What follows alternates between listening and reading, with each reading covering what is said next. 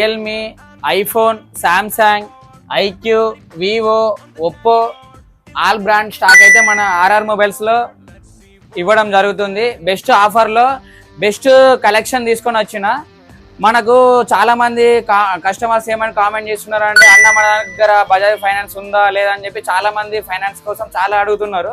So నేను ఏమని చెప్తున్నానంటే మన స్టోర్లో బజాజ్ ఈఎంఐ కూడా చేయడం జరుగుతుంది, 0 డౌన్ పేమెంట్ అయినా ఇవ్వడం జరుగుతుంది. ఇంకా మీకు ఏమైనా బెస్ట్ కలెక్షన్ తీసుకురావాలన్నా కూడా మీరు కామెంట్లో అడగచ్చు.